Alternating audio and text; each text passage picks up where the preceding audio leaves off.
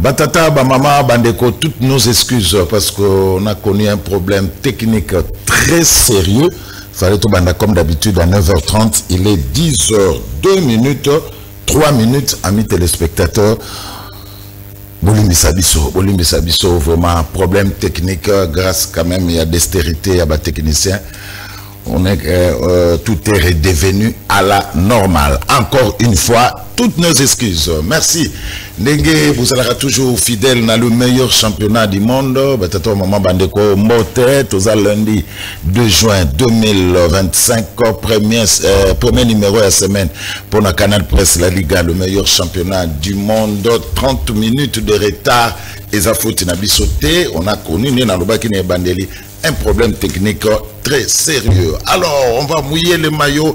Batata mama bandeko mbote bipa ibiso bozuli baku ya kolanda biso na Tony Samina senga koyeba ke boza ebele liboso ba etano na bino ike pona kolanda le meilleur championnat du monde, la Liga Canal Presse. Encore une fois, boye imalamu pe merci na équipe technique toujours kende vraiment rapide. Bon séjour de travail na Brazzaville, na directeur Paul Doudouline, il y a régie de voix régie de voix fluviale, oui, régie de voix fluviale, hein? Directeur RVF, directeur Paul Doudouline. Bon séjour de travail na Brazzaville. Bon début la semaine na Aladesita na Kennedy Mabesi wana na biso depuis Paris. Maman Alice ya Asera na biso depuis Paris et puis Serge Malébé depuis Londres. Joyeux anniversaire na capitaine Piz Lozaza Mbotama Ela Munayo de la part de Girbon Tika et puis Mbote na Balandi Liga, maman Georgette Alino, maman Fifi Alino, Tatiana Alino, ma Jackie Mobali Zanga. Alors on a un communiqué nécrologique. Nous bolanda na Canal Presse boyebi ke moko ya biso Rodi Louadio a bungisaki tata ye lelo programme ebimi, le programme d'obsèque tokena photo directement Maïka Mwaka, le programme d'obsèque du deuil de papa Bob Louadio, papa ya Rodi Louadio, vendredi 6 juin, veillée mortuaire na salle La Grâce 6 avenue de la Victoire, non loin il y a maison communale, il y a Kalamou na quartier Matongé de 20h à l'aube. Samedi 7 juin, levé à corps na morgue cinquantenaire, direction salle, il y a La Grâce pour une exposition. Donc 9h, début à cérémonie, 12h, levé à corps et départ pour le cimetière, il y a Kimberly pour na Kokunda Yango. 16h, retour et bain de consolation na salle La Grâce. Donc, Tokozalawana pour na Kokabola Mawa, na moko ya biso, Rodi Louadio, Oya Uti Kobungisa, Tata Oya Botaye, papa biologique, na kombo ya papa Bob Louadio, que son âme repose en paix. Encore une fois, courage na Rodi Louadio. Nzambe mtazo apesaka, nzambe yepe mtazwaka. Alors, rapidement, quelques informations. Lundi 2 juin 2025, c'est parti pour hors session. Il y a examen d'État. Aujourd'hui, pour remarquer le bleu blanc à travers toutes les rues de la capitale. Examen d'État, épreuve, il y a dissertation. Il est 10h, il y a 6e des humanités. Baza déjà, il y a salle de classe pour nous la dissertation. Examen d'État. Il y a 4 jours, je crois, à la fin, il y a mois de juillet. Alors, bonne chance à mon fils, Junior Boulembi, au Yasa de Générata Salle, la complexe scolaire Mosembo, à Sala Bongo, examen d'état naïe, dissertation. En sport, on l'a vécu samedi, le Paris Saint-Germain remporte pour la première fois, il y a histoire naïe, une coupe européenne. Le Paris Saint-Germain, Mike Kamokatok avec les images, il y a Paris, rapidement, et Indagin à Paris, le Paris Saint-Germain a battu de la plus belle manière, équipe, il y a Inter de Milan, 5-0, but de Hakimi, but de Kvaratskhelia, les Georgiens du Paris Saint-Germain, 2 buts de il y a Désiré Doué, il est français d'origine ivoirienne. Il est déjà français parce qu'il joue dans l'équipe nationale. Il y a France, il y a Didier Deschamps. Désiré Doué, 2 buts, et puis le dernier but c'est Mayoulou. Mayoulou, et bien les balobites entre autres match. Sébastien Desabre, Moni Mayoulou, est-ce que Mayoulou Roninga, quand il y a un léopard, il y a le but de moitié du Congo, bon, tu évité, on m'a dit qu'il est d'origine congolaise, c'est ce qu'on m'a dit, je n'ai pas vérifié, mais Combo, déjà, ils ont l'accès qu'il est d'origine congolaise. Alors 5-0, le Paris Saint-Germain plus fort, ce club plus fort que l'Inter de Milan. L'Inter de Milan méconnaissable le samedi, donc après 31 ans, parce que c'est le seul club jusque-là où a gagné une coupe européenne, c'est l'Olympique de Marseille, où a gagné Kango en 1994, dans le même stade Arena à Munich, dans Seriwana Marseille, avait de Basile Boli, le Jean-Pierre Papin, jusqu'à vendredi, il y avait que le Marseille, équipe à Marseille, il est la seule équipe française, il y a gagné une coupe européenne. Alors le PSG, c'est le deuxième club français où il gagnait une coupe européenne et de la plus belle manière. Je l'ai dit. Ndenge d'atteindre la PSG a évolué, dans le bac que PSG a causé coupe Oyo. Une très bonne équipe. Il n'y a pas eu complaisance le samedi. Très bonne équipe. Le PSG a joué tellement haut que à Kangi Médiane va compartiment alors il interne Milan à la place à relécater 5-0. C'était une humiliation pour l'Inter de Milan. Le Paris Saint-Germain plus fort, le Paris Saint-Germain champion d'Europe, en tout cas première fois naïe, Bazoba Messi, Bazoba Neymar, Bazoba Mbappé, mais Bango Bazoba Mbappé c'est qui Paris Saint-Germain coupé, mais Luis Henri Caillé a bâti l'équipe naïe avec Doué, Barcola, Dembélé, et voilà le résultat. Maintenant, au sein de la français, il faut éviter aux ingrat, éviter d'être ingrat envers Kylian Mbappé. Parce que j'ai suivi la télé hier, et tôt ce matin, il y a beaucoup de critiques pour Kylian Mbappé. Kylian Mbappé a PSG cette saison et Kokaki a qui Real de Madrid, et puis première saison à Real de Madrid, meilleur buteur, il y a le plus grand championnat presque du monde. Alors, donc, il est français, il est capitaine de l'équipe nationale de la France. La France joue cette semaine contre l'Espagne et Kylian Mbappé a été convoqué par Didier Deschamps. Donc, Boutsola a été félicitations dans Paris Saint-Germain. Vraiment, Nana Sepeli, Paris Saint-Germain a eu coupe Oyo, la première coupe de son histoire. En Afrique, nous sommes fiers, il y a un Congolais, un léopard de la République démocratique du Congo qui est champion d'Afrique. Donc, Champions League européenne, Champions League africaine, donc PSG et Afrique, c'est l'équipe de Pyramide, il y a Égypte. Pyramide Égypte qui a battu hier Mamelody Sanders par 2-1 et c'est les Congolais, l'avant-centre des léopards à Tchagibi à Liboso, il s'appelle Fiston Mayele. Fiston Mayele est donc champion d'Afrique. Félicitations, vraiment, la Pyramide Égypte 2-1 hier. Na Égypte, l'équipe égyptienne est sacrée championne d'Europe, championne d'Afrique pour la saison 2024-2025. La Lina Foot, championnat à Bakoupa, ça continue. Les Aigles en tête, à moins que je me trompe. Hier, 20 clubs, dimanche, 20 clubs a perdu 3-0 au stade de Martyr face à Maniema Union 20 clubs. Est-ce que Bakoupa va espérer qu'aucune Coupe d'Afrique? On ne sait pas parce que mon peuple a si payé na niveau ya Lina Foot avec équipe, il y a les Aigles du Congo, il y a président Vidi et Timanga, Bamona Maniema, Basali Kolo, il y a classement. Alors, polémique et bimi, est-ce que championnat en haut, et qu'on souka, to ekokata na katikati parce que ça quand la phase aller phase retour na no betamité il faut boye ba que CAF déjà après ça date limite na ya rotinda ba combo ya ba équipe représentante il y a chaque pays na niveau ya CAF pour la saison prochaine il y a Coupe d'Afrique et ça la CAF et ça la Champions League. Voilà le désordre qui règne na football il y a Congo au moment où na Sénégal na Côte d'Ivoire na 6 pays d'Afrique le championnat a déjà pris fin à Watozo Potanana nous tous en la phase aller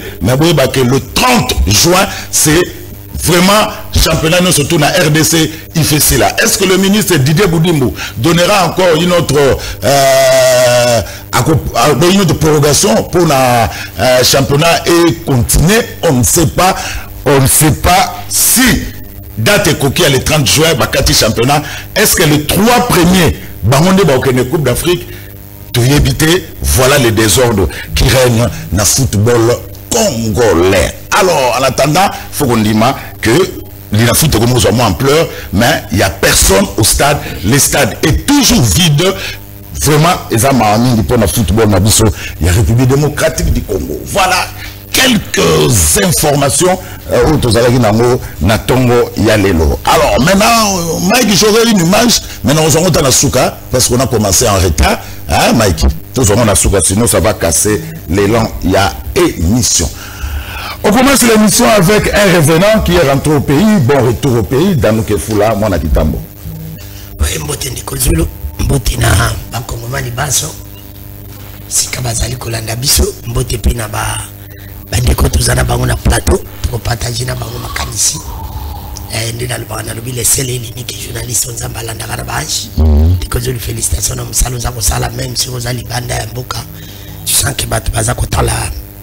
Mais Canal Presse, match à football et Bandeko va reconnaître, ça qu'on reconnaît Bissou, Canal Presse et tous les cas, vraiment merci. Merci. Ça nous a fait vraiment ce que tu dis, mais en côté toujours encouragé pour qu'elle est toujours les bossous. C'est tout grandeur, mais ça la paysanne a sélectionné, oui, à Tchakaba. Joueur aussi pour rappeler, joueur va aller à qualité parce qu'il y a un peu ça qui émission vraiment et tout maman. Et merci à Bandeko, nous aussi, il y a qui mission mais qui n'a pas vraiment, je reconnais, Bandeko, 10 euros, 20 euros, peut-être soit qui a vraiment la chemise. Moi, vraiment, je suis des causes d'endémique. Je te dis que il y a maman, il y a bilamba ya bajete. On a TV bajete. Des comprenants ba pesi ba lobin de kodanu musala malamu. Ya moda za ko ibisa ba congolais na ukaki ya mati belé. Ni misanga moi 2 secondes. Alors bien de kodanu akimi de kodanu akei na pouvoir. Akei na pouvoir ya bandeko ya nyo salé batindi na poto je l'ai dit à haute voix que voyage n'a rien à voir avec ma capitale politique. Bandeko bayebi ke nazaka na magazine ngai nazana partenaire na ngai fiable oyo po na ye amoni ke to sali 3 ans na sala la promotion d'agence voyage na ya lobagino c'est le moment atambusanga pe na lobe on a Canal Presse na ko banda kufanda na kinité parce que na popote kokoma kwenda butuka calamité bandeko Canada poze la ngala zako ya na kutambola grâce à partenaire na ngolingi po ke mikili obengi ngai akoyedio na bandi machisa rien à voir na politicien mon côté ni à opposition ni à majorité ils ont partenaire na ngai agence voyage oyo aza kutambusanga je crois que ezali atepo émission et là na maraponza masomba été va munene asobi ba 75 pouces pour banduta la mona na je crois que débat merci beaucoup ya bosolo pe possible merci beaucoup partenaire il y a na bako de proche il y a Denis Mukwege non Kabunda oui Kabunda limisanga mais ces jours-là les gens ont beaucoup parlé de vous hein. Prestation na yo zala qui vraiment ils allaient à la hauteur. Merci continuez ndemwana. Merci beaucoup. Boni yo. Toza malamu mbote na bayimbo konen so ba Olanda biso mbote na yo ndekozu. Merci beaucoup. Atongwa lelo. Na ibongo na compte ya mouvement national ya Congolais révoltés. Proche de Jean-Marc Kaboundi. Oui, ils ont une plateforme ya opposition et donc na CPD tout échanger ilongo na bayimbo. Merci beaucoup de konangai na CPD. Merci. Na baluka na koto. Notana. Oh. René Bonganga. René. Boni. Oui, ça va. Boni, chairman. Ça très bien. Mais chairman a zoka na sauté, qu'est-ce qui se passe? Avant une équipe, nous avons musique. Non. Oui, nous avons consommé ma cambo, nous avons ah. Donc, nous connaissons Zaginganga. Nous connaissons Zanganga. Je pense que Bandeko Danouna va au Nyoso Bandeko Lubakeno, président Bemba, tout ça l'acharnement contre Kabila, a un problème particulier na Kabila et tout ça. Il est temps aussi de Balobaki na Baitandweke, Bazouape Maloba, Basenga, président Bemba ba excuse parce que au Nyoso Alobaki, Yango je pense que ce n'est pas un secret.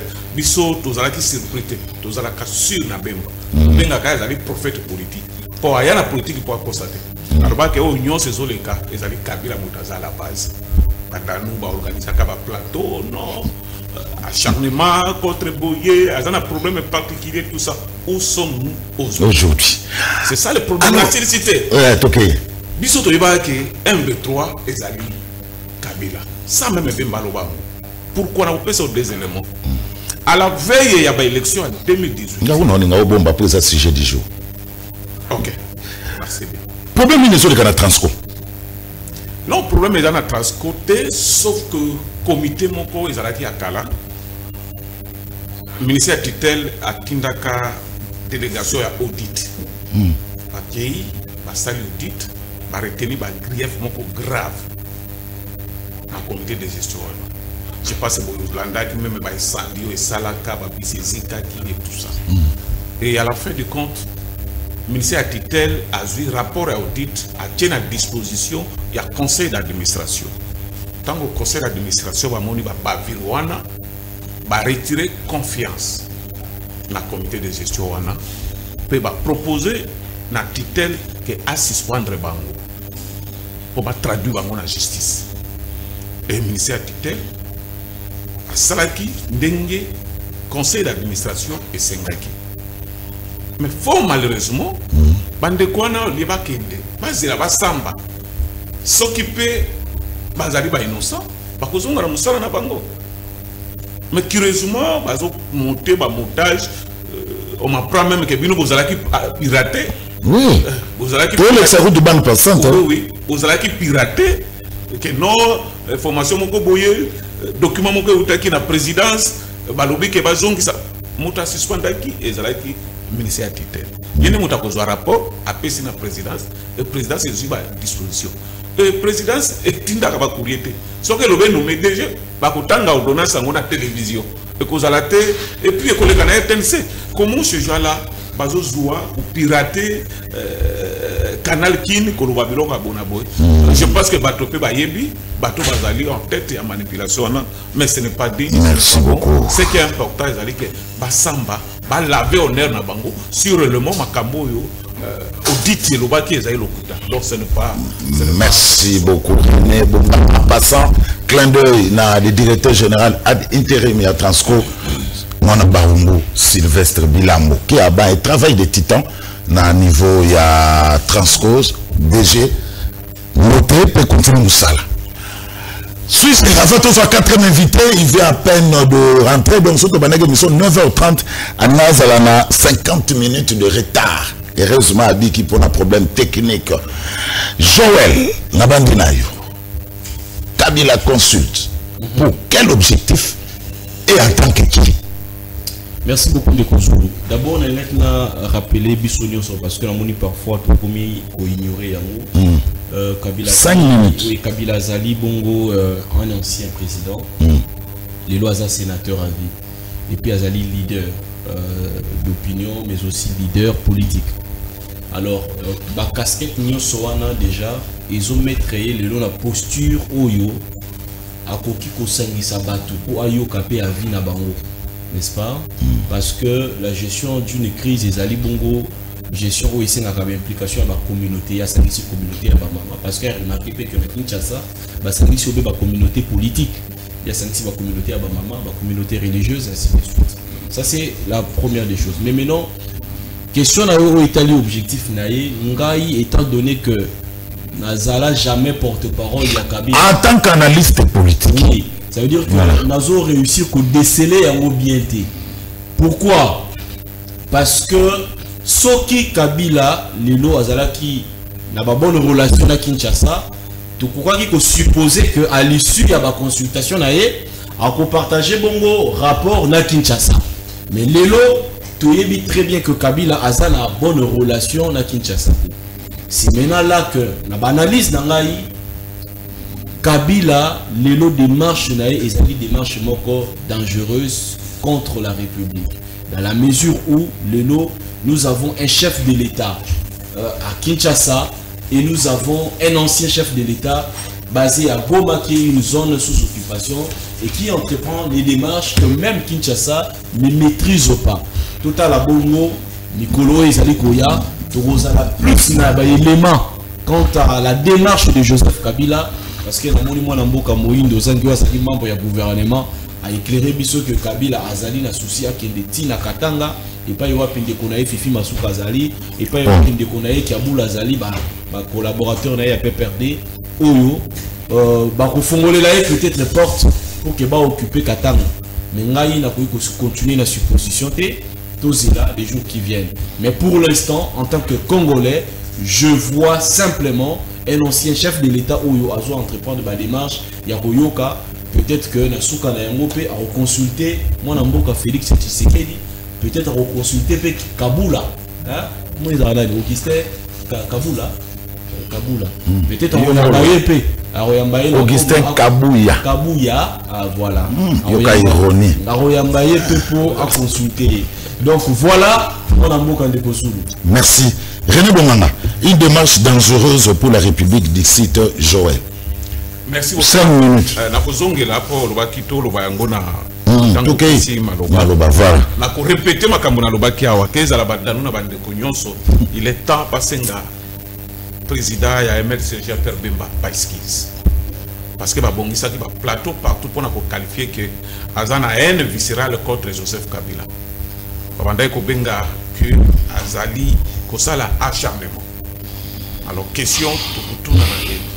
Oyo nyonso Frida Bemba lobaki lelo tokomi wapi tosuki wapi Kabila azali wapi soki bulubaki yango comme analyste ke bozalaki manipulé ke batindaki binote il est temps bosenga Baiskis publiquement na mwana mboka Pierre Bemba na oyo nyonso bandai koloba na ye ça c'est clair en dehors ya ye biso toyeba ke M23 c'est Kabila te bandi lelo te bandaka depuis l'élection il y a 2018 rapport il y a Human Rights Watch et le que Kabila kenda ko recruter par M23 pour baya ko monter opposition ou bandai ko réclamer respect à la constitution par Kabila soki bazalaki batuna été pourquoi recruter kibango élément liboso ngwana élément mibale de konanga utiko loba moindo zangi asali biso révélation troublante to yebaka biso nyonso bakanga kaye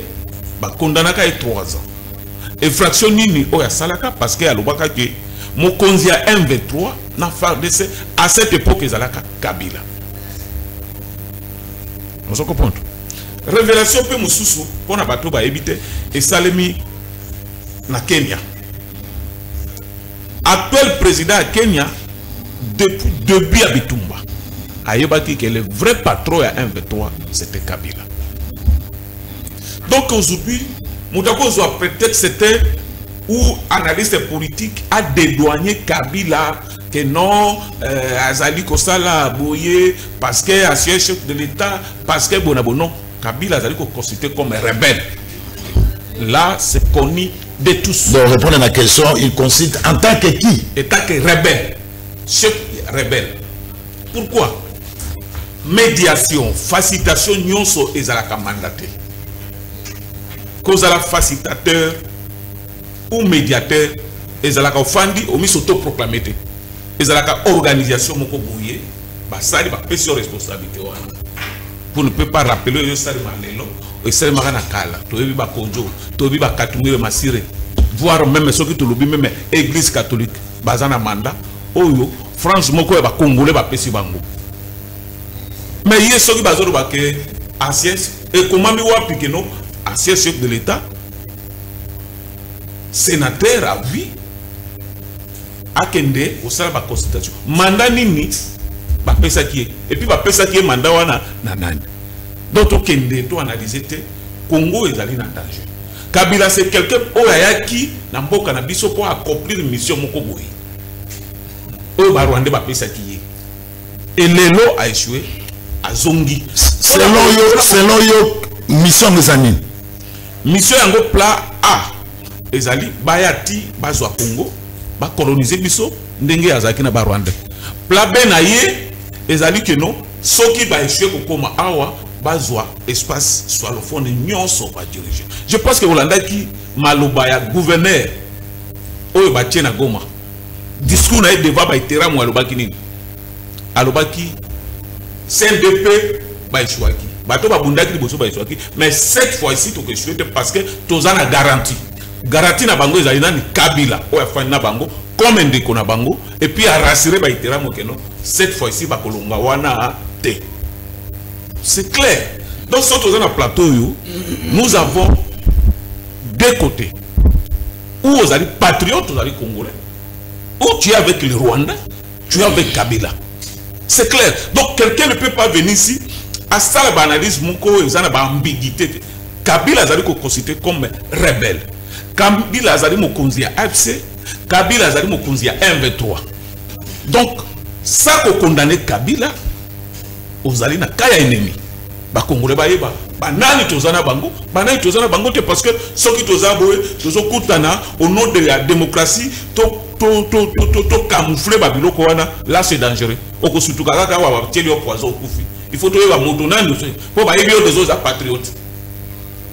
Ba mususu ko banda ko yamba bango. Donc mutu soka yefo lungo yeba position na vis-à-vis na Kabila lelo ezali nini. Pour Kabila zali rebelle. Moto ya mandataire qui nous a la consultation kuna azate organisme ou bien l'Union africaine, Afrique centrale, Nations unies qu'on a battu pesi Kabila manda wana azalité. Voilà, on a merci. Merci. Mouna Gitambo. Renan Lobi Kabila consulte comme un rebelle.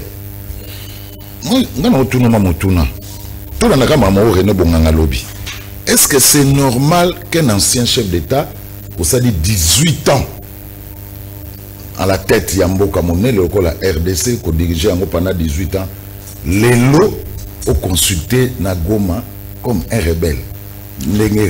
Est-ce que c'est normal? Merci de causer 5 minutes. 5 minutes, TV Zongelengi, et c'est l'aîné qui journaliste, ça va la âge, c'est une abatunion, c'est pas fanda, voilà, des journalistes, à le barabosol. De causer la vana contre la moutona na yo, comme ça, na sali, et puis na yi, na moni kelo, comme on change te, na zo comprendre te, est-ce que Kabila pe, te mutazo tinda, de côté le moiti ka DG à Sinen, le signe comme DG, pour la pomme itali courant, de causer. Non, tout est quand même tout ça. Problème à courant, on a évité de parler. Et vous avez vu que Nathalie Mati n'a parlé, n'a battu, comme tu as la tine à faire des prototypes. Tu peux imaginer. Courant exact qui tambo mobile. Dans la canne à Snell, il y a qui tambo. Snell, le bazar, c'est un peu de courant, la tiba panneau. Pour la imprimer ma facture. Na bureau à Snell, la tiba panneau. Bah, on va en panneau. Parce qu'on écoute le mot, laisse les DG de la Snell continuer. Là, c'est Kabila. Tout ce problème à Banzila. Tout ce problème à quartier Moussango, na Monga Fula. Insécurité. Koulouna. Braquage. C'est presque partout dans Kinshasa. Là, c'est Kabila. C'est Kabila toujours Nananga. Nekozulu. C'est pour te dire que Nico Lexake passe les années. Souffrance, il y a transport, les lots. Pendant Nekozulu, les lots que tu as tourné, comme il y a plateau, on a l'air au bisomi balé. Na tourné au Batibazawap, on a mis embouteillage. Bisomi balé, ce que tu as mis, c'est une bande. Mais tout ça, là, c'est René a dit déjà avant. Nanga bona ketenge la tourné, on a ce qu'on s'accate. Na le bon a tourné, tout solide. Na le bien, on le dit que non, embouteillage. C'est pour te dire que Nekozulu, ça ne va pas. Tout ça, la souffrance. Un paiement.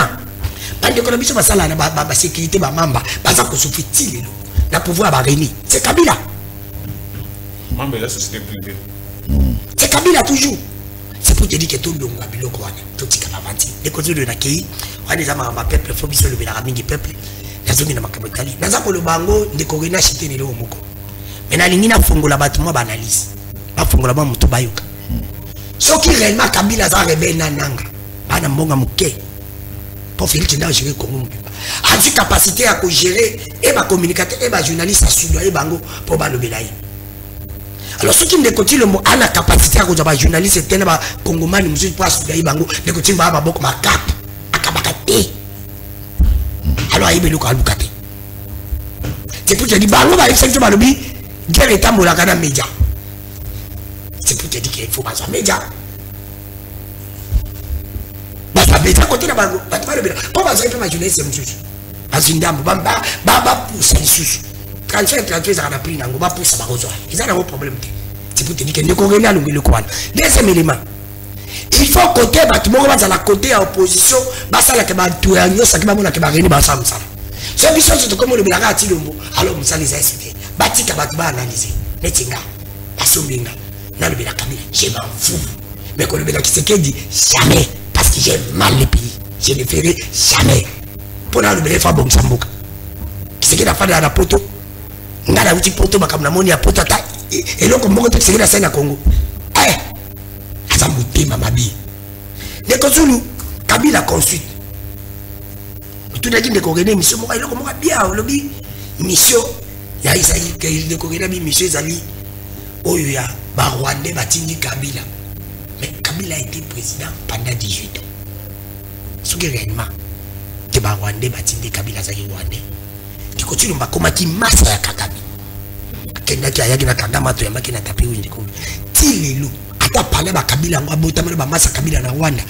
Ba ko pesa mutu moko te pa bima ke na massa Kabila yo para ba Kabila ngo na velibo na Rwanda. Et le quoi argument na bolongo na bisako to so lembana même congolais amuke alonga bon le baka que no Kabila soutenir ba Rwandais là nous acceptons mais pour le baka Kabila za Rwandais na boy pour le moment mais ba congolais pour lui Kabila mamba pesa Jacques mamba c'est merci a so déjà la biso a ça kunati ba tu mtu bateli Kabila a démissionné na merci avant tena le beza problème que ba ça congolais yo boya nationalité mamba il a été député national ici non. C'est congolais là. Bah tu me dis pas ça il a PPRD. Pas comme la voiture bah ça fait kunati. Bah tu me dis pas ça il a IDPS ça qui Tshisekedi. Bah ça fait kunati. Le bac ba congolais, bah Zalina, Kabila, nanini, na nanga, bah ça comme bundisa biso. On tient Kabila, tout Kabila que Kabila OK pe na sima. Danou. Analysons. 18 ans, non, j'étais relance. Nazo relance. Comment expliquer Ntozala qui présent pendant 18 ans? Tout ça n'a pas mariner. Les lois comme un rebelle. Comment expliquer? Analysons. Oui, mais le ça bien pour Anine, les gars pour qu'elle nous fonde la ngaï. Les Kozulu, ngala otoko iba. Ce qui est nous qui ça la question beba les gens au Kabola. Je suis bon rebelle. Au banio beta ngala ko na force na munene ngala mko beti ngai na ukima. So so ina kimi. Yeba ke na kimite politika yo. Mais na kimi na konduka position mususu. Est-ce que na ko ya ko bunda? Na ko ya na cho poison. Nakoya na kota na ba rebelle to bareyo pour la récupérer la route ibaki parce que yoko s'attend de que soit na kei pour beti ngai pour na tikeli ola yango sikelo ko et donc ça que Kabila na Félix bazala ki ba massa ko kabola na bango nde et ça li problème Félix alekela ele qui Félix alekeli Kabila l'esprit na dinda bango basala ki ndeko Zulu c'est parce que kaneti Kabila ko Félix alekela nga l'esprit ngana zala ki ancien président ngala za ina langue tena komi lela la ngapela za ki soda na za ki na simara minduki pour la comme na pouvoir wana Félix a fait civil après tu fais côté deuxième zage na l'exaï que non ngapela militaire ne Zulu même si on n'encourage pas mais toi comment ba comme na niveau wana ni ndenge ni parce que ce qui Kabila zala ki awa azala ki bien na Tshisekedi makambo nyoso ngiyate bobandi kotaki biloko na ye bobandi kotaki famille na ye bobandi alors que Kabila fallait pendant 5 ans babenga ibaba no barate balongoli ba immunité merci de Kozulu nyoso balongoli immunité donc comment ni Kabila comme une façon que Kabila comme un intérêt parce que la police parce que la police qui m'a dit que va rater final ah vous intérêt comme un intérêt c'est comme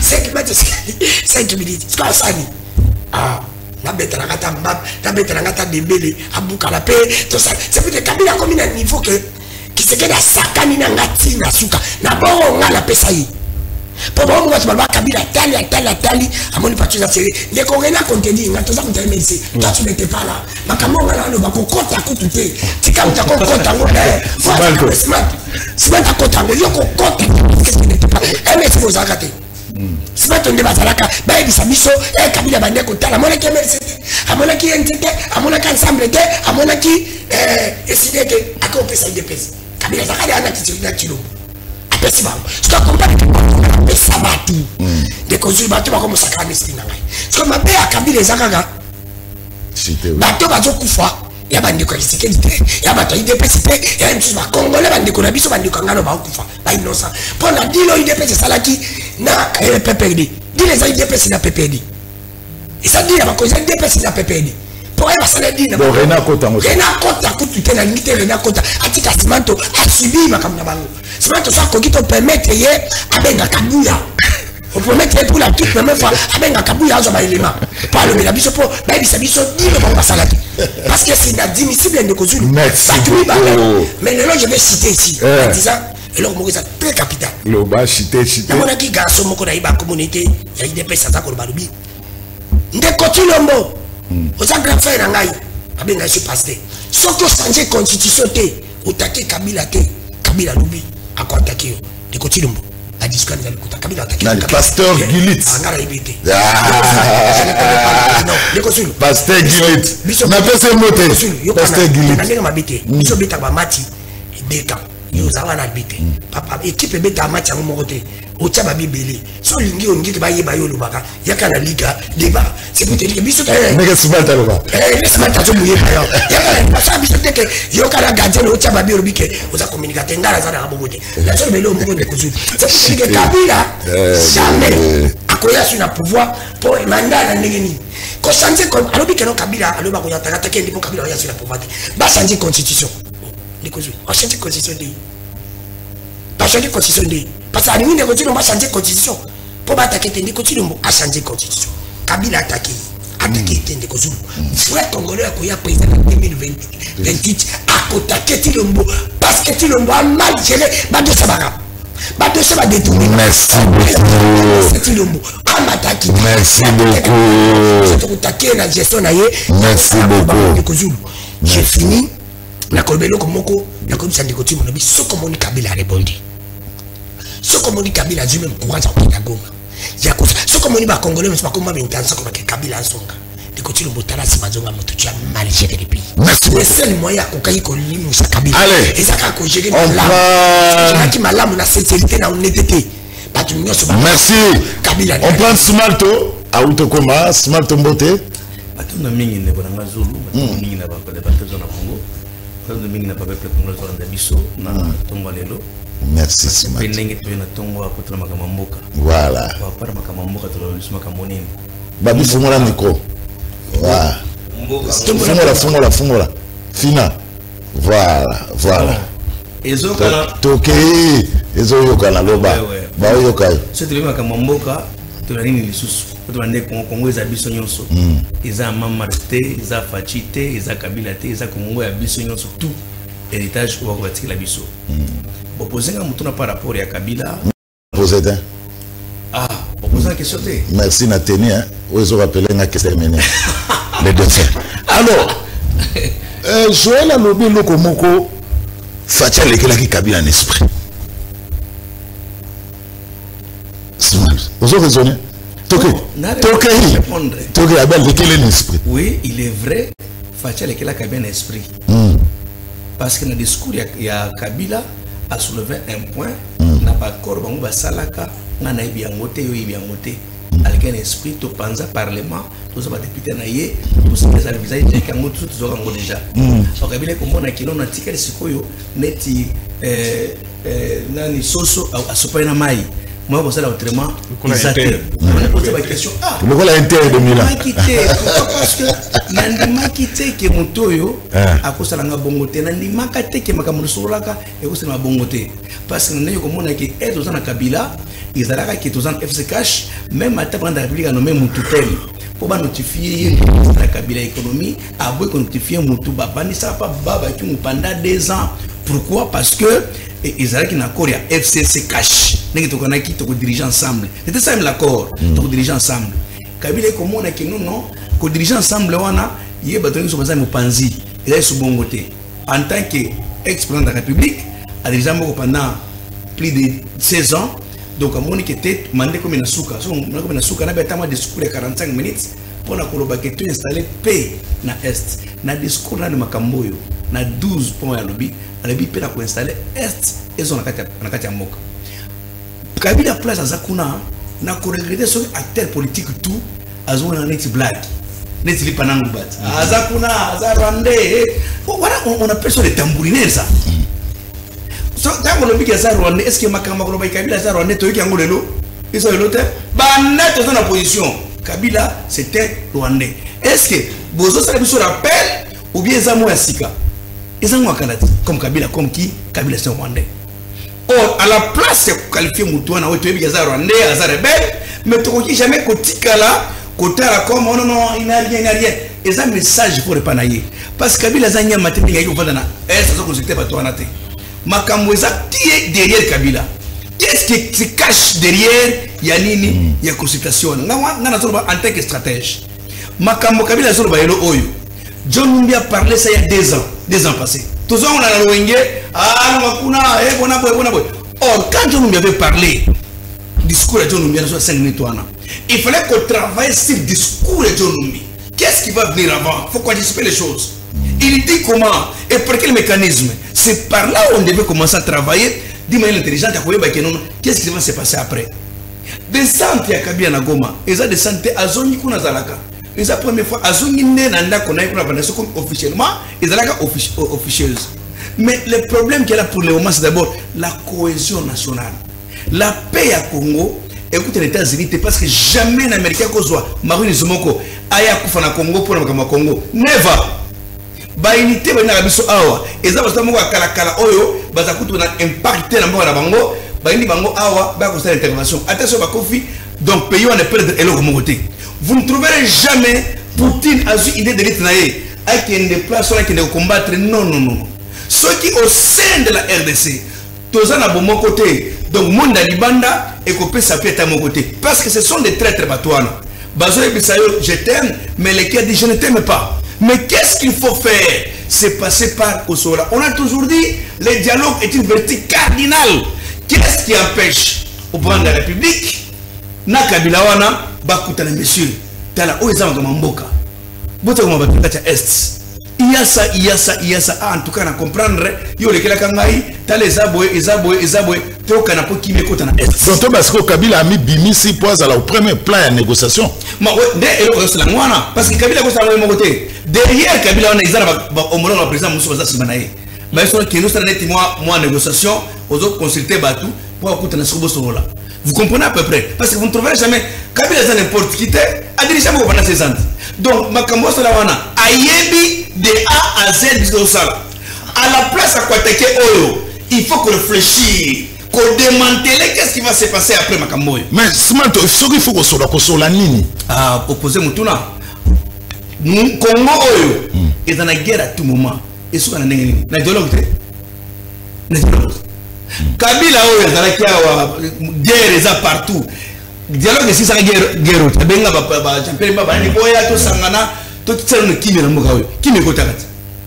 C'est-à-dire guerre ya Congo eza mundelete. C'est nous-mêmes les Congolais. D'ailleurs, je vais paraphraser. Président de la République Fachi. Alobaka boye. Les Rwandais sont nos frères. C'est Kagame qui est notre ennemi. Ça c'est Fachi, non? Les Rwandais sont nos frères, mais c'est Kagame qui est notre ennemi. Parce qu'on a dit qu'il y a bateau à la Rwandais dans le Congo. On a dit qu'il y a des Congolais. Mais c'est quoi le président de la République Fachi que les Rwandais sont nos frères, mais c'est Kagame qui est notre ennemi. Comme Kagame est notre ennemi, c'est Kagame qui Kabila Bango, ils sont ennemi. À part les Rwandais, ça c'est Fachi qui avait dit. Et déjà rentrer en profondeur. Parce que ceux qui ont voyagé qui sont au Rwanda, ils sont Congolais. Ils sont Congolais. Ok, ne peut aussi ma camarade na yo, peut pour vendre pour zongi. Mais eza c'est quoi yo? Rwandais, instrumentalisé par Kagame les militaires qui les envoient en RDC pour intérêt mesquin. Mais en soi les peuples rwandais, na biso ba congolais, toza bandeko, c'est que Fatima m'avait dit. C'est-à-dire au côté où les Rwandais n'ont pas ennemi na biso non plus. Parce que les Bongo, nous sommes des Rwandais qui sont dans ces pays. Allez, voilà, quand Kabila consulte attaque qui? Bon, Kabila a consulté d'abord un. Azana mandat de PSGT, ni de 1, ni de A, ni de Z. A Kitika, pour venir consulter. Si c'est au nom de la paix, Comme elle mais René a été clair. René a dit que Kabila consulte comme un rebelle. Bon, il y a un rebelle parce que déjà quand on est côté des rebelles, surtout quand on est là, il y a comme un gomme pour me quitter la gomme, officiel nyonso. Oh, quitter la gomme, c'est rebelle parce que on a des officiels. Il y a des officiels, des sénateurs. Est-ce que vous PCM laisser ma personne en bois? Non, quand PCM laisser ma personne en bois, ils ont un sens, ils ont un sens mososo. Pour te remercier, il est vrai. Je remercie en tant que parce que PCM pouvoir d'une manière civilisée, c'est que mon bêta. On est là, on est Oyo, Moïse Miro, qui est président pour ça, on monument. Parce que première fois de l'histoire de la RDC, on a un président entrant, un président sortant. Ça c'est remise de reprise. Donc, ils ont le Congo qui mystère, mais tout le monde a sur la réalité de Congo. Pour ça, chapeau bas. Mais ce que nous condamnons, c'est le simple fait de s'appuyer derrière les rebelles. D'appuyer les rebelles, appuyer le mouvement armé. Lui, il y a la casquette comme il y a des leaders du mouvement. Est-ce que nous condamnons parce que les gens qui meurent sont nos frères, nos sœurs? Peut-être entre guillemets. Mais le problème qui est là, nous condamnons, c'est qu'Abia ne peut jamais s'allier derrière les rebelles. Si c'est au nom de la paix, qui a un agenda pour le moment, après, la ville Oketaki, et Zongi na RDC, qui a Zongi, encore on va encore l'acclamer plus fort, et on va faire des monuments. Merci Smalto. Allez, deuxième tour à table, on a banni René. Mais René, il y a des sukoyo. Dans nos pays, ça y a lobby, yo zalaki te, makabo bokota yango te. René, dans nos pays, ça à tout moment. Mais nabi que René zalaka toujours teti et l'aura kolobé sans rater. Pour na René Bonganga. René, maintenant Kabila est à Goma. Goma Bukavu et ça pas ba rebelle. Ce que vous avez récupéré par professeur Abson de René. Je vais arriver. Oui. Dans nos zones, on a l'oba pour éviter la vérité. Après ça, le billet, vous en avez été talibiloté. Je vais être à Nick tout à l'heure. Ah, Tokéikas. D'abord, Nalanda qui est na perdre déjà Danou. Danou a zali côté va congolais. Danou a zali patriote. Pourquoi? Azuma Loba à Silisi, Mutumoko Oye a condamné les alliés à Félix. Or, si les émissions sont claires, que Kabila a consulté l'État qui? Et pour quel objectif? Voilà. Dans Akimi. Akeite, raison à PC que oui, il faut Kabila ça la bongo parce que Félix a géré ma paix. Dans nous, on a que pour aller la Congo, parce que présentement, tout le monde a félicité, tout le monde a Congo. Félix est allé à un bande de Kounaï. Par Congo, ils allaient Koufa Kounaï, ils allaient bande de quoi, dans nous, bande de Korangai. Donc, si ils allaient, on a que ça, ils allaient Congolais ou pas. Donc, tout le monde a félicité. Pour dans nous, à la Congo, il faut pas payer un bon. Dengue à l'Obakiao. Que Félix a beaucoup ma casse. Azo pesa mbongo te. Raison pour laquelle comme Kabila azo pesa mbongo yangwana wazo lobela ye. Mais ba yebi que tant bazo lobela Kabila, bazo lobela M23, bazo lobela Rwanda, bazo lobela bato bazali progresser biso. Pourquoi bino ba journaliste bolingi boteka mboka pona mbongo? Pour makamwana na monoko na yo. Pour lobi que Félix a maka, aboko makasi. Pour lobela Congo il ne faut pas payer ça au Danumbo. C'est regrettable et c'est très grave. C'est pour cela. Beaucoup de gens qui jour en jour. Parce que vous avez un intérêt à ma bébé, vous avez un intérêt à mon. On dit que Bato qui va lobby na yo Kali Rwandais. Je pense que Bato va lobby avec de preuves à l'appui. On va monter qui identité à Kabila. Bazali connu. Depuis Aloba Koufa Koma livre. Tout le monde a moutou mon côté, ni à PPLV, ni à Katanga, a bima contredire. Comme on est allé ancien ministre, il y a défense. Ngoy Moukena. A regretté qui pourquoi a tekaki école pour na casier à Tembo, pour na monter identité à Kabila. Ça, c'est clair. Tozongeli, c'est quoi? Smart open à l'andaka mais le nom est flou. Na mona smart flou. comme que docteur Kabila te bon il faut to sangana to loba bona ndeko na ngai abi fo ba solo la na fachi beton dans nous alobi ke bitumba oyo ezoleka c'est-à-dire Félix alekeli Kabila dans nous aujourd'hui M23 bimi pour un conflit il y a Félix na Kabila M23 et bandakan tant mozito a signé qui makamwa M23 Félix azalaki na pouvoir rami tant au sein de pays alaki Félix azalaki na pouvoir agression ya mboka na biso est-ce que bandi na Félix pendant direct 18 ans Afdel CNDP bazo changer ba combo et tout ça donc on est allé à Félix azalaki na pouvoir non soyons sérieux mboka na biso ezali victime ya koplo et bandi leloté et bandi kala et Kabila azalaki moto wa bandaki ko utiliser comme il s'est servi na ye na kusela révélation moko troublante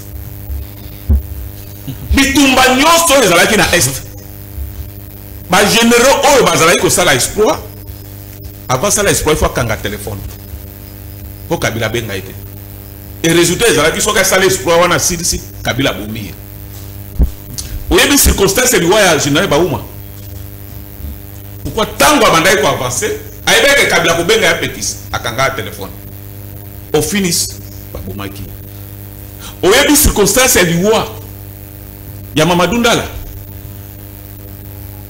tango abandi ko progresser ke ayebake Kabila ko benga ye akanga téléphone bon Mbouza Mabe j'arrive et après Kabila abomaki Mbouza Mabe même chose tango bazo bomba ba officier na biso wana ko batika M23 kota est-ce que Félix azalaki na pouvoir Félix azalaki na opposition et pourquoi lingo kosa ba congolais sikoyo c'est très grave est-ce que ba accord so ki bino mi balé c'est vrai ou faux bozana ba accord boyo qualité chuté il faut vous pour justifier non respect ba accord na bino na politique ba coalition c'est fort et c'est défaut et c'est là quoi sikate so bolanda ka actualité politique beaucoup na biso comment ka soki ezali que ba accord bazala ki selon yé donc faut qu'on va congolais parce que Félix a respecté ba accord na été et puis vous allez soutenir yango bo ti yango au débat que ba mona que non parce que tel à l'électeur qui est bonabo non beaucoup na biso ezali menacé na complot international soki to kebité mboka na biso comme lokola Soudan voilà boutika presque yo ke yo ke uti poto boka ngunda kuna après okima okende mais biso tozaka na esika Congo yo tozaka esika mususu okende ne bonganga ko embrouiller biso boka na biso ezali victime na complot te yo te Joël ozo comprendre Joël bref calme bref zala nous zela danu yo potaka okende poto kimina mwasi na bana me famille na bakotika lao défendre mboka na yo bon ça va c'est bon voilà et puis merci beaucoup Danou que fou là et bon on veut au na smart clair smart on a zo comprendre smart tous les lotés a comme la modération moko bon c'est bon bako nie pe ba origine na ite mais siko ezali ndo la patriote Kabila zali rebelle to traité de zali rebelle merci beaucoup on se comprend Kabila ça comme là monter pour ça pour la désert yoko bokima ki et ça là tout utiliser moyen sur ça yango azo échec ko kanisate auto doroteawa akoyawa akopesa yo miliki yo melate bato akoluka liboso ezali bino bato bozalaki na epe kokimaki voilà Danou que fou là Maxime c'est là Joël azokende non on a le temps on a commencé à 10h on a le temps Joël les calme d'accord Danou que fou là est-ce que le plan de la balkanisation est déjà en marche merci vraiment de causer une bonne opportunité 5 minutes na tcheko prise à parole pour Joël les calme mokoloba d'accord ndeko zulu avant nazonga nazwa sana na tcheko non Adam oui ndeko il n'y a pas de problème lelo uti na monoko na ngate monoko na ya mta IDPS alobi ke bazwaka majorité na parlement ba viola la constitution alors que ba ndeko alobi on est alobi ke na Kabila sakana to za député a violation ya mibiko pas de connaître lelo ene konanga na zo bisika fali confusion IDPS bazaka na confusion de bisanga ko to kama IDPS alobi awake Kabila aza sénateur ko kita connaître bolongoli Kabila comme sénateur aza sénateur te comme il est tout simple waki ndeko René azo takinga ndeko René bon yo kana ibisa ndeko René na première prise de parole dans sa calme mais deuxième ya kama be munongo ngeti kala na ndako tezo kambutese singa na za munongo ngeza mais ndeko zela bilazo boya parce que en tant que journaliste na ba réserve nazo batuma comprendre ngana bandako moi na kota penza ka inezate pour comprendre ngata asuki uni bo comprendre na ibi pourquoi bo comprendre chanti bien mais ndeko René na biselo komoko oyo zo bosana ndeko zu omoni na nyonso na koza makamu ndeko simatalobi mutaza la peda tunanga na mutu moko kisekedi la ndaba reneke soka la ndaka la tasman kanga data lelo soka tekembi auza peda obelo kauza peda congolais nyoso azo condamner Kabila là tout le monde mais congolais mon côté a ondima Congo za la bakanza ko za Kabila na kisekedi ba koma na soka ba ibisa kisekedi na yo na Kabila butika pour Congo za kisekedi na Kabila te soki sekela za président soki sekela yo kaka kange mission de kozulu bombango andi masimili nande afandi sabasu baba basango toke na dialogue processus de Kinshasa de kozulu na lo bakango mile une fois que c'est ba kena dialogue ngana yoto yako koma ministre ka lelo kabunda kokota nalo to koma ministre de yako tabadile po ba tie ministre ngalo to c'est pour na zono ba dialogue na lo bakango na za patio de Kareni rien ko koma pe ministre lubi taba ko ba mais c'est pas ça ba ministre para ngalo to kota ndito ba journaliste ataka be kota ba journaliste pongana na parti politique et na lo mamba dialogue c'est pour te dire que na lo ba mo pona lingi Congo ko le Kareni yena osala nde aosa sambla kene le kambanga ndeni amona ke soba kena dialogue partage na bayo comme muke babande ko za 3 boules ba okita na 10 boules et demi na zo tsoma mbatsolo nde kozulu ba fokabola yamelo ka job linga te keno lokoso balinga msuba yate mais ndeko ko kato ana moko ndi kozulu nde kotilo bufa kena dialogue ni ba elogi ndeko na ngasipa Kabila lobi Kabila na discours na ya lobi alobi dialogue ya basango il faut que ce qui n'a pas Kabila libutambo ça va na fongoli dialogue à 5 ans yaka loko la Kabila te rena selo bango pour abima ki yende à tête aya ko négocier parce que la négociation nous cela je l'ai dit à la porte et loko moko de bakosa la kiseki na longa président zake autika la présidence 2028 là c'est clair ndeko Zulu c'est clair autika la présidence 2028 atazana 2 présidents 3 présidents des constitutions des présidents aux années Kabila salaki mais ce que ça la ngote to comité na suka que Congo ni comme balkanisé biso tout ba congolais to hôtel mais kisekedi papa na yo atikela ko ka limité na 10e mori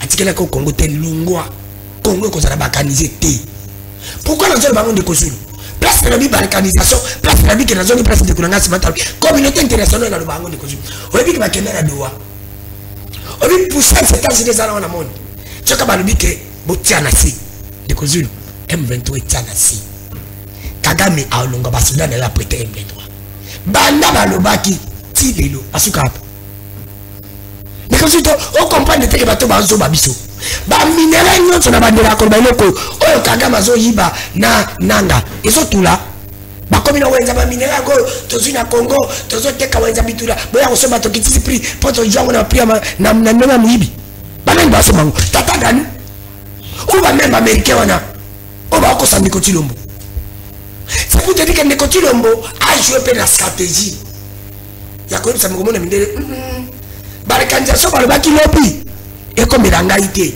e ko mira ide pesi na pouvoir te na sauter bango premier basango boya nalonga ngana ngambo choka ko ya mtu mzee reda kama president e ya ngaya batute mona papa kisekedi na bebisa kama papa nanga boya to solula basango basoluli choki ba bengi Kabila boy abana to biko po Kabila roba ekeno basango Kabila tangi koma basango konchita choka basango basolo li batie na si et puis que ce que la taille ba peke na négociation nyonso et ça va passer du trop perdre on a gagné il va perdre bango pe ba perdre parce pour l'intérêt à Congo parce que sans négociation Ndekozulu lelo je le dis à haute voix c'était objectif ya M23 na Kabila za pona oya kinte ba oya ki omoni opportunité au Kabila za kana ngo isa Kabila mona te Kabila za kina peuple ouais papa Moussé azali na peuple to lingaki azali na ba chef coutumier azali na biso pe bato to koya kana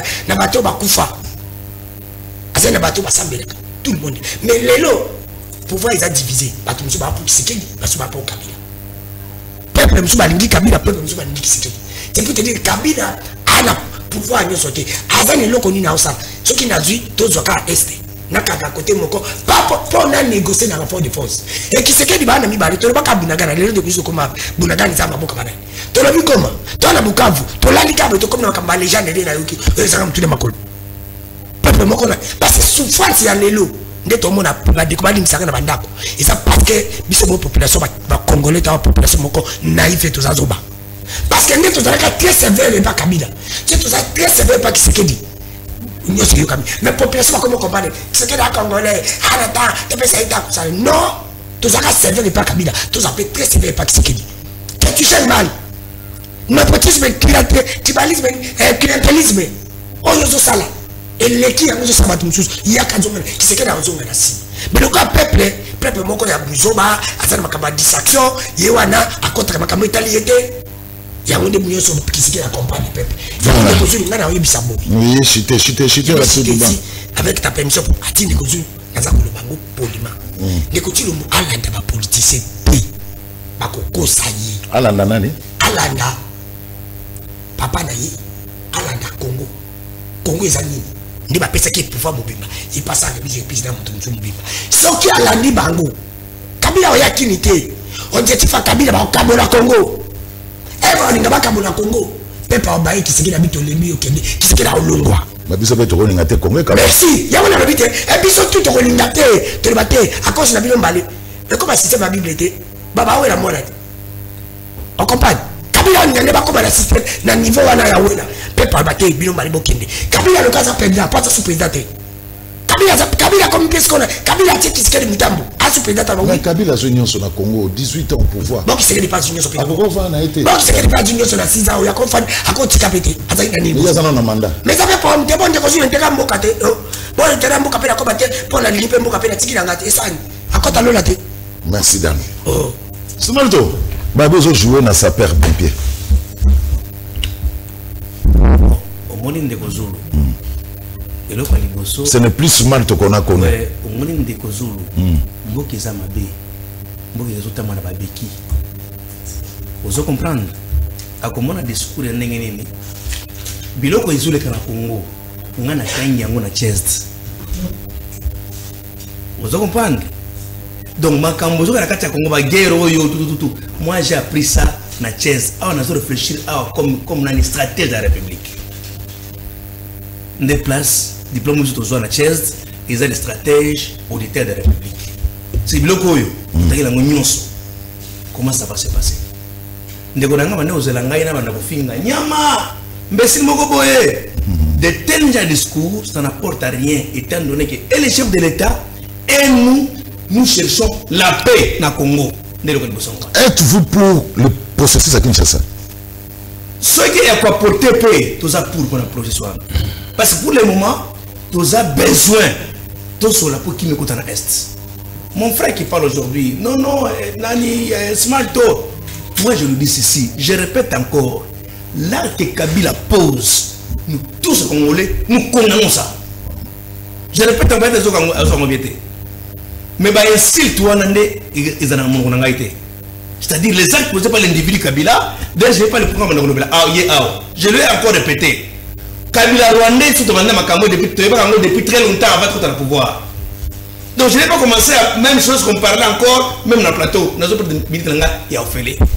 Parce que peut-être il y a à apprendre le qui est Kabila Rwandais, à apprendre le loyo. Mais on a appris ça depuis ce qui dit hasard vivant. Que Kabila, c'était Rwandais, c'était malfaiteur, c'était assassin, tout ça nous connaissons. Je ne veux pas aujourd'hui, ils sont encore. Ce qu'on a dit dans la vidéo, il y a 5 ans passés. C'était le même discours. Oh, mon frère qui parle aujourd'hui. C'est pourquoi il a vu qu'aujourd'hui, on a changé de discours par rapport au discours à Kala. Ah, Ouassiko, je parle de quoi? Je parle pour la stratégie. Qu'est-ce qu'on peut faire pour qui m'écoute en Est? Ce qui est aussi qu'il y a un peu de Kubunda. Nous, tozo des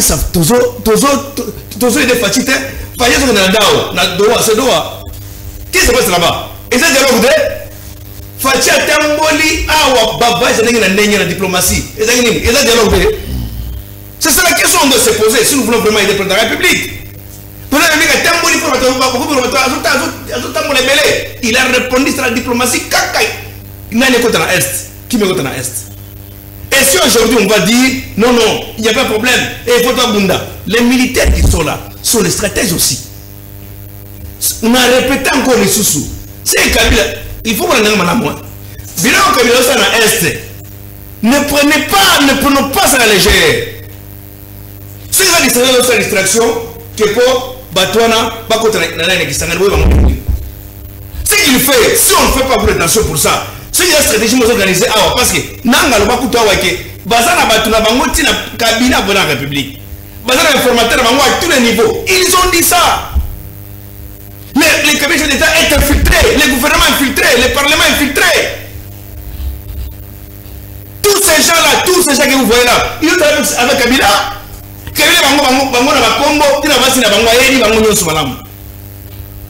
traîtres même de l'armée sont là. Maintenant, si aujourd'hui on doit dire non, non, quand on a venu, nous on avait dit comment il faut stopper ces messieurs-là.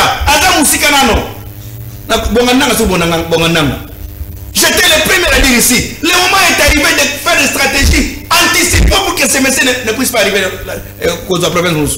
Il y a des tambourineurs, les tambourineurs.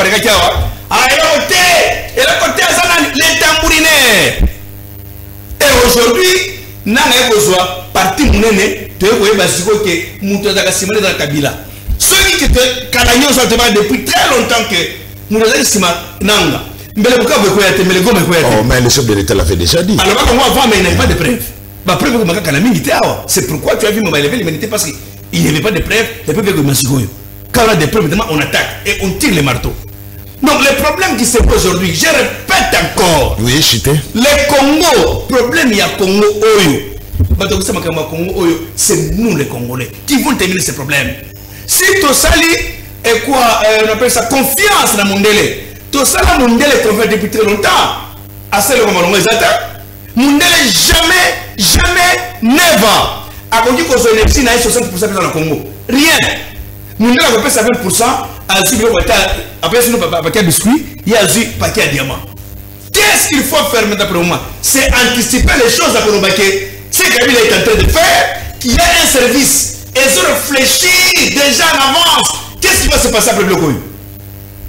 Mais si nous restons pour dire, ah non, c'est le moment côté, ça on est devant la République. C'est le moment d'activer le service Nyonso. Va anticiper Makamboui. Mais si on prend ça à légère, comme le téléphérique, je pense qu'on va regretter. Merci. Joël, pour Smalto, anticipons. Bon, d'abord, na single pe sangai 45 minutes nanga oyo bandeko ba consomaki. Wa courage. Na compter à mon wa courage. Bazu 45 minutes. Ala banda d'abord na ndeko Smalto. Félicitations parce que les lots tu fais preuve il y a réflexion il y a qualité. Et ça quand même rare qu'il y a eu des pestes tout le monde a réfléchir librement et puis va produire ma réflexion il y a qualité bouillée. Des consommateurs qui kanzambe on a la salle de la ra pambola yo et puis avec sa sagesse. Na fan de konabiso René de René yo olingi okoma oyo UDPS ezalaki pourtant ta UDPS akomi ko ça la preuve il y a intelligence biso to wana ba étudiant de René ezali soki la télévision bagambi cadre ya UDPS il y a MLC plutôt tozota la yeneti théâtre na ba chambre na home ils MLC oyo zo représenter l'hôtel Kimbisanga mais excuse-moi mais aux à niveau mini à MLC. Pour biso total ba Thomas Louaka ya MLC. Et biso total ba Germain Kambinga. Bazo na ba idée. Bazo ya te Azar Rwandais. Natika la ko la joana te et pas ba cadre ya MLC. MLC au bino bo représenter les lois MLC wapi. MLC ba Jean-Lucien Boussa. Yango papa. MLC ba Thomas Louaka Los Angeles. Yango. Donc ndeko René s'il te plaît. Beaucoup de choses à niveau, il y a qu'un niveau T. Tika ba fils Mkorba tika la niveau wana. Oh, ils image à MLC. MLC c'est le parti qui nous a fait rêver la politique. DGA boy. MLC c'est le parti qui nous a fait rêver. Mais j'ai incarné en côté. DGA fils Moko. Mais on a un niveau à ba fils Moko. DGA. Un niveau à ba comment on est dans des communières. Un niveau dans et ça niveau il y a MLCT. Non, à répondre était, mais dans le lobby que MLC qui nous a fait rêver la politique, n'a beauté, n'a élégance au MLC qui ont incarné. Aux gens incarnés en Ouattana 1% à Pamba Ote. Au le baniti parlementaire debout. Sur la climato, il y a des Ramouya. Donc on a un niveau mortel, excusez-moi, mais. Non. Mais. S'il te plaît. S'il te plaît. N'a rien à rappeler au Boye. Baganyara guerre en dénonçant les criminels. On ne gagne pas une guerre en passant par le média en train de dénoncer. C'est Joël qui est derrière, c'est Pissou qui est derrière. On ne gagne pas une guerre à travers les meetings de dénonciation. Baganyara guerre, on a pas de meeting à dénonciation. Bemba sali combien de meetings? On ne gagne pas non plus une guerre à travers le chantage patriotique. O X à sa patriotique, Y à sa patriotique. Et après, Nandimi n'a pas la patriotique. Et après, Kabila Lelo Obino Bolobaki que Azar Rwandais, Azar rebelle. Andimi Kasa rebelle. Et après, Ndeko René. Et après, Ndeto récupérer Goma. Kabila Bosamboussier na ba chantage à Azar rebelle, Azar Rwandais. Na tout kaka. Et après, Tozui Nini. Te récupérer Goma, tu peux te récupérer Bukavu. Boutika, ben débat ya ka niveau wana s'il vous plaît. Tikela kabou ya débat ya ka niveau wana. Zongi sabiso ata na image ya MLC ya kala o biso toyebaka. On ne gagne jamais une guerre dans la dénonciation médiatique. Yemoko Félix Tshisekedi combien de fois banda ba dénonciation? Et même Libiso Nini. Te remporter Nini. Te reconquérir village Nini. Beaucoup mais légèrement sérieux s'il vous plaît. Ça fait 3 ans maintenant que Bounagan les a sous occupation. Bo dénonça.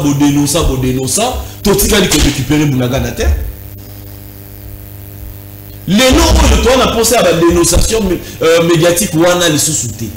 On a pensé à la chantage wana te. On a pensé ça, il y a qu'à se mettre ensemble de Kozulu, même net au Vandubo et tout se poser les bonnes questions.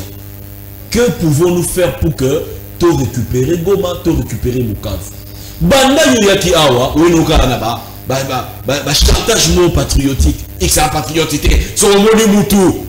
A condamné Kabila, c'est la patriotique. Et après, on a dit dans la patriotique. Et après émission, vous récupérez Goma. Après émission, vous n'avez pas récupéré Yango. Bah vrai patriote. Et c'est ça les millions de dollars pour gérer le ministère de la Défense. Ben Basala qui ministre de la Défense, Herbino Boker au signé deal. N'a pas mercenaire. Bon, même il y a un combat mercenaire. On attend le combat. Alors, analysons. Bino boye na combat mercenaire. Toi na posa le lobo ya bo expliquer biso. To perdre Goma ndenge nini. Toi na posa tanga la biso kombote ya nani ana sima wana non. Bo expliquer biso parce que ngai na tikala ko voter Kabila te. De Rozum. Na tikala ko voter Kabila te. Na votaki Tshisekedi ngai. La personne qui a des comptes à rendre aux Congolais, il y a d'abord Tshisekedi. Papa beaucoup légèrement intelligent. Si vous avez veste et vous avez un plateau, boya kana ba analyse sérieuse boya na ba débat ya Jules Mouniérete ya ba Giliti te boya na ba débat ya ba soki bananité awa azar rwandais et après voilà parlons de chuter dans une minute lelo oyo na sepeli encore nan de Cosmalto a développé intelligence oyo eza rare au monde na kati ya UDPS ayena solution oyo biso pe to porter processus de il faut tokende na dialogue papa okoki kogango moni entre nous na kitisi voix pour que bato soba yokate bazo kokala ba téléspectateur Kabila a un état d'esprit il y a ba Poutine Kabila a un état d'esprit ya ba Kagame ce n'est pas en venant ce n'est pas en venant iso bika Rwandais et puis l'obi so azana démarche mo songolo pakala atiki n'était sur comprendre Rosol Kabila a un état d'esprit wanate lelo oyo to lata humilité UDPC lata humilité oui to dialoguer voilà. Soki na trois hypothèses oyo soki to Félix a persisté dans la position na oyo ya robot ya dialogue c'est qu'il y a trois options rapidement aussi c'est que la première option Félix Aoluka a justifié crise oyo pour qu'il a rallongé mandat naé à travers un glissement. Deuxième option, c'est que Félix va recruter les gens dans ma force obscure pour que a faciliter balkanisation ya pays. Pourquoi on dit balkanisation parce que moi on a été le oyo Kabila lobby en soit katanga et puis Fifi Masuka Pekisai. Bon côté le menaïté baza ça veut dire que Ndegozulu le réalisateur to peut de filmer awa atta comme patron yo attend que Ndegozulu wana moi leadership mo boy devant yé. Ne peut se comprendre. Kabila a un charisme oh ça là que bato ya sala na bango wana baza la facilité à critiquer na TV mais en face boy ba okukate. Ce qui veut dire qu'il faut le Kabila la porte à Kolosi Fifi Otika porte en fou. Merci Joël. Le Kabila la porte à Lubumbashi Kabula Otika porte.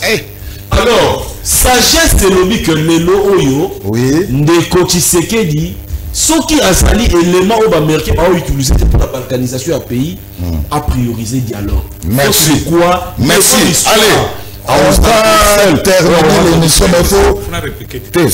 Non, on peut s'abonner une minute à chacun pour conclure. Smalto, conclusion. Donc, pour conclure l'émission Hello, nous avons que Bomoko est en Akacha Congo, nous avons unité en Akacha Congo, nous avons Kimi en Akacha Congo, nous avons l'acteur politique ceux qui est en démarche, nous avons Kimi en Akacha Congo, nous devons s'aligner. Si on se sépare, ceux qui divisent écoutent entre nous-mêmes, je pense que nous avons la porte à côté. Mais comme nous avons un problème très grave dans le niveau du pays, et puis la dernière quinquennat pendant la République, et la dernière quinquennat pendant la République, nous avons un problème. Donc tout ça là, engagé. Et dans les bandes Mboka, et dans la Katia Mboka, et dans l'entrée de la République, et dans toutes les institutions, tout ça là, engagé, que la vigilance oblige, qui est débilisé la RDC, qui est débilisé pour les Congolais. Smart. Mais où est la MLC? C'est l'élégance. De Osmal, comment général à UDPS. Joël, René, tu vas terminer l'émission.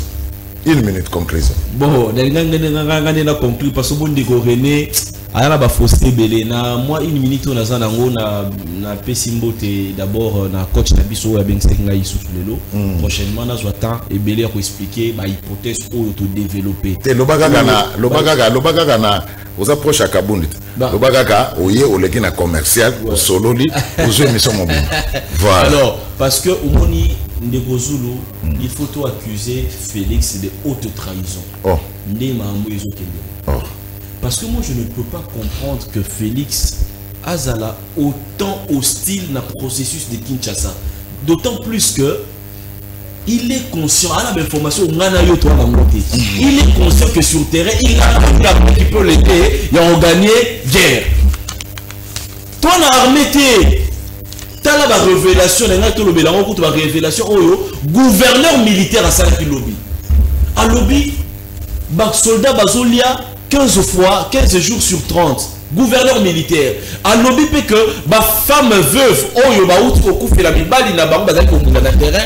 bazo zo salaire te ba ofuta bango te alors que yango ezali ko démoraliser ba soldat mususu oyo ba obunda na terrain ba otala ke soki na kufi gouverneur militaire lubo ya kashama ya Ituri et puis gouverneur a sa déclaration parce que lobby aza menacé parce que ndenge ba soldat ba ofuta matin ndenge ba olia bien te bango sur terrain comme il est chef d'opération ba okanisa ke yende aoyi ba mbona ba onzuka mbongo awa et la Kinshasa à travers ba coopérant étatique lelo oyo ndeko Tshisekedi soki a bandi d'abord chasser autour de lui tous les flatteurs kabiliste oyo lelo ba flatter aye ba kenatango asuka ba wanga na ende ba wanga na Kabila.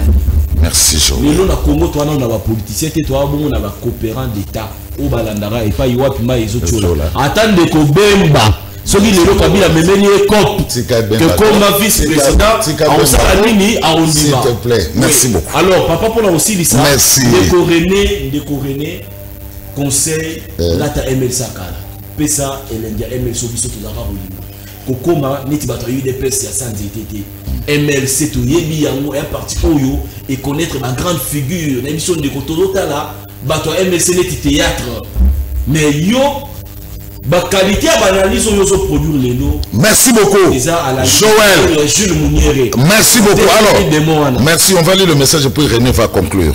Soki toye na plateau tous à la nationaliste tous les gambo kapo Kabila azali danger pour la RDC tokeba mingi Henri likambo ezo le kana RDC zali problème ya mboka te kasi entre deux personnes donc conséquence ya rupture ya deal Sidre Smalto a sa position na ye po moi na IDPS koki koloba ndenge wana te Apollinaire Joseph Kabila aza ko consulter le corps partisan de la paix ancien président paix beaucoup tania Kabila ya Kabila ezali beaucoup de la Kabila na Fachi ezali bongo urgent Sarus na Pointe Noire tokomi ko sepela na ba réflexion à Smalto félicitations na ye René une minute conclusion on a terminé. Merci beaucoup bande Kubalandi Joël Oya Kabundu alobi non je représente rien merci à Kalezali pour la beauté mais à ABC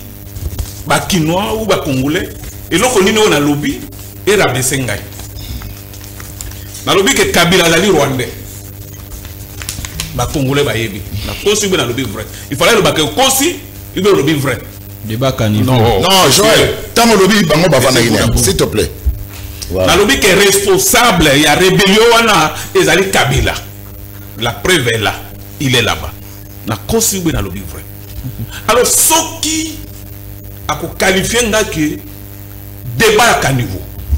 Nous avons deux vidéos à Mator na ye Kabund. Kabund a dénoncé Kabila. Dès a dénoncé. Donc ce qui a sali débat à caniveau, Kabund peut sali débat à caniveau. Ça c'est le 1. Koloba Kabila zali Rwanda. Autre ngana Kabund motali bosa loba yango. Donc ce qui ngai na sali débat à caniveau. Motali bosa ko sala débat à nouveau zali Kabund o zali Mator. Alors ami c'est situé et si kanina zali siko. MLC zali école à valeur chers amis. Na yebisaki bino ke bosenga président Bemba ba excuse. Discours bozalaki na ngoli boso zali ke non Bemba za na haine contre Kabila. Kabila lelo za wapi? Et ça c'est le pas de Kabila chers amis. Ceux qui ont défendre Kabila assumez-vous publiquement mais quand ils ont eu loba yango mais quand ils ont versé tant que bazan de Kabila qu'ils sont responsables c'est ça le vrai problème parce que péché au nganga salia wa ezali que Kabila zo bundisa biso parce qu'il est rwandais alors aux la manière mususu te ya ko défendre yé yango yete non mais c'est to ibaki bolabo non restez sur ma propos nanga et ma propos nanga ezali ba propos à Mator na yo Kabund donc so qualifier ngai débat à niveau au qualifier Kabund pour yé motali bosa lobaki yango soko qualifier ngai parce que na lobby que Kabila zali rwandais donc au qualifier Kabund Mator na yo et je suis sûr après monsieur yo vous avez un problème parce que l'union yo zana yango o Kabund zana ngote ko conséquence ezali ke otiki parti na yo kokotaka na basalo mosusu kozwaka ba enveloppe et tout ça yango yo en contradiction na ligne ya Kabound. C'est ce qui est grave. Pour conclure, ba Congolais ba yeba que tozali agressé na Rwanda na ba complice na ye. O ezali Kabila na suite nyonso baza simana ye. Et MLC parti nationaliste. Toko telemela bino. Problème na biso ezali ke mabele ezali ya biso, éthique la biso. Ba richesse ezali ya biso, éthique la biso. Soki bozali e féodé sima ya Kabila pona mbongo, pona ba enveloppe bandi kozwa, boko kuta MLC na koto wana te. Donc, pona ko conclure, Kabound atala ndeko malamu. Et je pense que un mois c'est trop à côté de Kabound. Parce que les gens déjà opposés. Voilà. René Bonganga, MLC, merci beaucoup. D'accord. Smanto Tsaba, merci. Joël, merci beaucoup. Merci de vous. Alors, merci amis téléspectateurs, toutes nos excuses. On a commencé l'émission avec un retard de 30 minutes. On était là déjà depuis 9h30. On a connu un problème technique très sérieux. Il a fallu, pour tous les grands maestros, il a fallu, na Samson Ilunga, mon partenaire, il a fallu, na Mike Kamwaka, Babunda, Basimba, Basinga, pour baser solution. Faut na bisoté, et ça faut technique. Merci beaucoup. Tokutani, so nous avons petit sur Makasi, lobby, mardi, mais on a Gabino, on a beaucoup Mike Kamwaka, dynamique. Il y a les amis de Yves Bouya, Bazaraki Mokola samedi, na avenue Thierry. Na Bandal Mola kaka na wenze ya Mola pe na kati bakota na kati pona ko sukola bakanivo nyonso kanga nzela ya Antiri ve ambata mona barumbu azalaki wana botika la malamu tukutani lobi. Décider à apporter sa contribution positive au sein de la société, plus précisément dans le milieu qu'il a vu naître et grandir. La dynamique des amis de Yves Bouya, pelle en main, râteau, chasuble et brouette ont pris d'assaut le marché Mola pour accomplir un toilettage sur ce marché très connu. Des immondices dégagés dans les caniveaux, des bouteilles en plastique placées dans des sacs poubelles de l'avenue Syrie dans cette commune, dont le secteur du marché a été passé au peine 20 par la dynamique des amis de Yves Bouya. Soucieux de vraiment curer les caniveaux, l'urgence s'imposait au vu de la dégradation des conduites d'eau. Yves Bouya, coordonnateur de la dynamique, explique l'importance de ce geste, tant apprécié par les vendeuses et les vendeurs de ce grand marché de la commune de Bandalongwa. Pourquoi? Parce que Bandal est la commune à Bissou na Bandal. Il y a un moment la dynamique aux Alangaï, les Aganal d'abord, la dynamique il y a Bandal. Oyo Bandalon Bandal, Paswalon Bandal. Et j'ai mis en place ensemble. Mais qui dynamique Oyo, il y a Bandal. Les alliés que les Arabes Mola, parce que Wenza Mola c'est le plus grand marché. Il y a Wenze, il y a Mola. Tozui, Tolingi Boul. Balan Balingi Boul. Balingi Boul, les alliés Bana Bandal. On va se regrouper dans l'Ingomba, les amis de Yves Bouya. Mon année. Tu se rendre en compte. Tu l'oublies, oui. Tu check en place ma dynamique, ma structure Oyo, ma vendre bazala na kati yango. Baswa ne loko moka bo sali loko mais filato za nini bo longwe kwa moko boye bo zongi kwa moko boye na ba sachet ya mai na ba bidama ba t-shirt et bo suki wana même là les deux problèmes zali que non objectif exact selon la masse na ngai trobi soki to monter idée il faut objectif nango ezala pour l'intérêt commun. L'intérêt commun c'est quoi? Et ça Wenza Mola Wenza Mola ma maman, ma papa, ma tonton, ma tekaka awa. On a beaucoup d'exemples ça na Wenzo Oyo, école Saint-Charles na Karamana yango, nous a première promotion na yango. Parce que dans ton école, mon babobi misa biso na Wenze, beto ezalaka 4 5 ba ba déplacer tableau to tangi sur exingi to zongi. Mon a rapport to que to zuli pendant moi ba c'est moi za ya zizi. Bana banda ba ya zizi o te kali pendant moi. Donc ils ont d'abord idée ezali ya bana bandal tout ça là d'abord idée voilà. Deuxièmement, je remercie la responsable de la commune. Je cite ici les bourgmestres en premier. Dans la contacté qui commune pour la Moussala Oyoyo, Makananga Moutemate. ils ont un visa pour politicien, Yves Bouya, Noura Bekte. Ils ont non pour raisonner les Cambou, tout ça l'année pour la mandal et si les restes, on a tout peut s'attendre à temps, mais l'essentiel, toujours travailler pour la communauté, propriété Zunga. Au moins, tout le temps, on a Wendy Mobimba. Les bandits, la Soubakuna. Maman va s'épeler. Les gens vont se poser question, peut-être, maman Tatiana Lobby, au simple journaliste. Oui, là, un simple journaliste. Le roi peut nous faire simplement la bandade. Aussi, il y a moyen de faire la macambo. Les moyens, ils allaient Yves Bouyaté. Les moyens, ils allaient cotisation. Il y a ma membre, il y a les amis à Yves Bouya. C'est ça les moyens. La source de financement. Ils ont Yves Bouyaté, la source de financement, ils ont tout Koutani, ma maman Tatiana, ma négociation sur tout Elungo, tout Koutani, tout cotiser, tout tali besoin, pour réaliser le problème. À part Ouinzamola, je pense que ma projet est belé.